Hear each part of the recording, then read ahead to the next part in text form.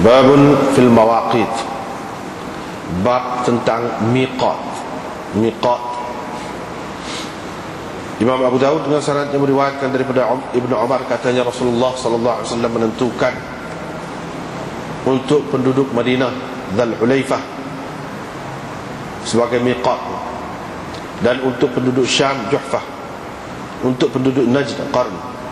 Saya mendapat tahu baginda telah menentukan miqat untuk ahli Yaman Yalamlam.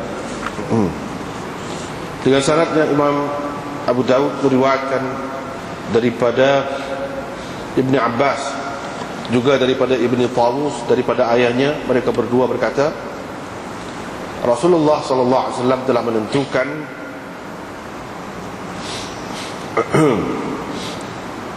Rasulullah sallallahu alaihi wasallam telah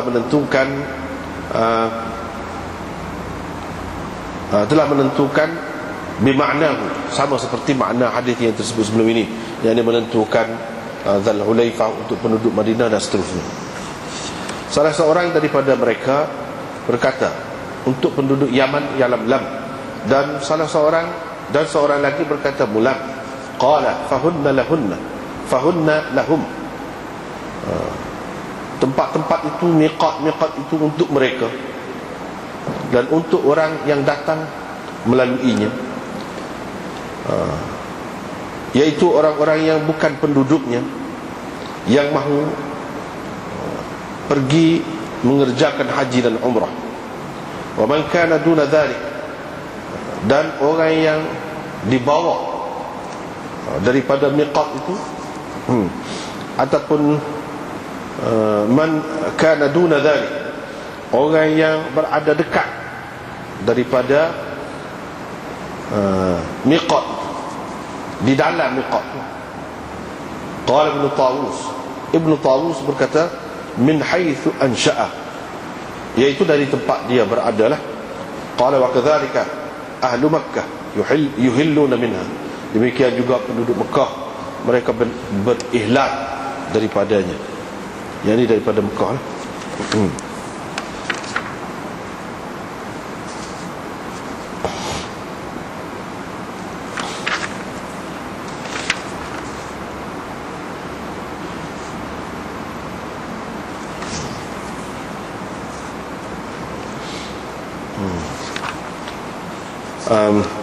Satu lagi dia baca hak tadi kan, salah seorang dia baca Yalamlam, dan seorang lagi baca Alamlam.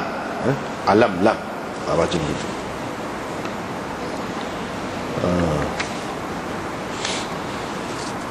Dengan sanadnya Imam Abu Daud meriwayatkan daripada Aisyah bahawa Rasulullah sallallahu alaihi wasallam telah menentukan Dzat Irq sebagai miqat untuk penduduk Iraq. Dengan sanad yang Imam Abu Daud meriwayatkan daripada Ibn Abbas, katanya Rasulullah sallallahu alaihi wasallam menentukan Aqiq untuk penduduk Masyriq, sebelah timur.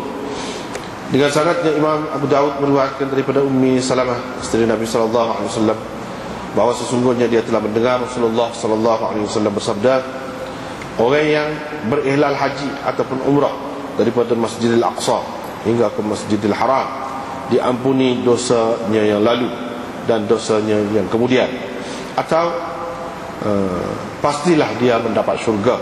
Abdullah Syak, yang mana satu daripada dua itu telah dikatakan oleh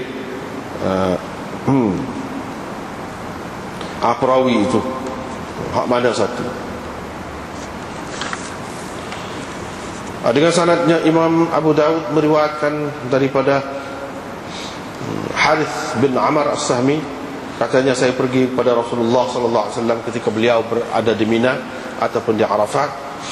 Pada ketika itu orang telah pun mengerumuni beliau.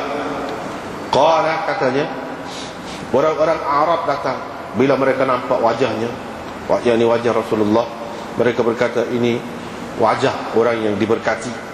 Qala, katanya, kata perawi, Rasulullah sallallahu alaihi wasallam telah menentukan Dzat Irq untuk penduduk Iraq. Babul haid tuhillu bil hajj, bab orang yang berhaid boleh berihlal untuk mengerjakan haji. Dengan syaratnya Imam Abu Daud meriwayatkan daripada Aisyah, katanya Asma binti Umais bernifas kerana melahirkan Muhammad bin Abi Bakar di Syajarah. Rasulullah sallallahu alaihi wasallam suruh Abu Bakar supaya dia, yakni Asma itu, mandi dan berihlal. Dengan syaratnya Imam Abu Daud meriwayatkan daripada Ibnu Abbas bahawa Nabi sallallahu alaihi wasallam bersabda, perempuan yang berhaid dan bernifas apabila sampai kepada miqat, mereka boleh mandi dan berihram. Yang ini hendaklah mandi, berihram dan menunaikan segala ibadat haji selain tawaf di Baitullah. Abu Mu'ammar dalam hadisnya berkata, sehingga dia suci. Ibnu Isa tidak ada menyebutkan Ikrimah dan Mujahid, katanya daripada Atha, daripada Ibnu Abbas. Ibnu Isa tidak ada menyebutkan perkataan kullaha, katanya al-manasik,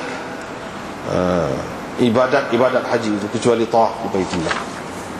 Bab tib 'inda al-ihram, ini bab pakai wangian ketika hendak memakai ihram. Dengan syarat Imam Abu Daud meriwayatkan daripada Aisyah, katanya saya memakaikan wangi-wangian kepada Rasulullah sallallahu alaihi wasallam sebelum beliau berihram, untuk ihramnya sebelum beliau berihram, dan untuk ihlalnya, untuk pembukaan ihramnya sebelum beliau bertawaf di Baitullah.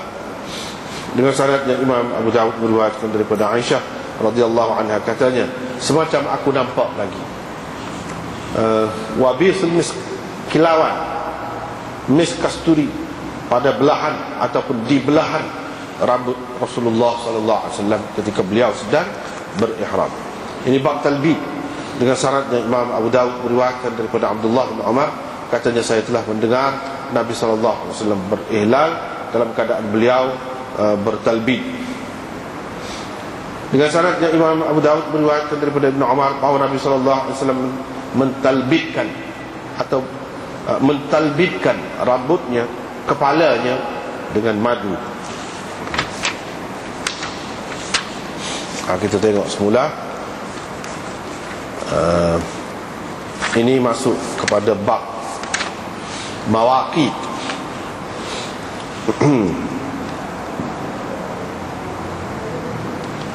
Mawaqit itu jamak miqat.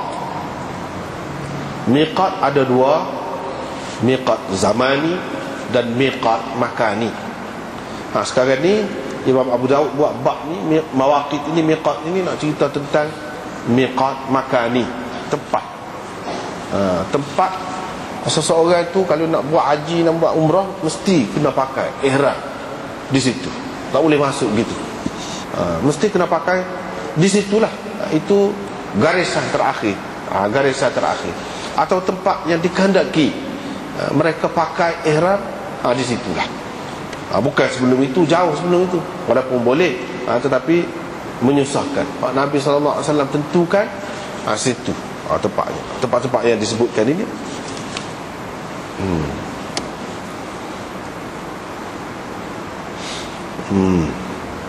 Miqat makani, hak sebut sini. Miqat zamani, iaitu nak buat haji, dia ada pada masa dia lah, pada musim dia.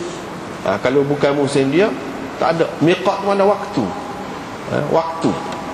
waktu yang ditentukan atau tempat yang ditentukan untuk orang haji nak buat kerja haji. Mula start mana, mula iaitu di tempat-tempat yang disebutkan di dalam hadis ini. Itu yang dikatakan miqat, ataupun jamaknya mawaqit.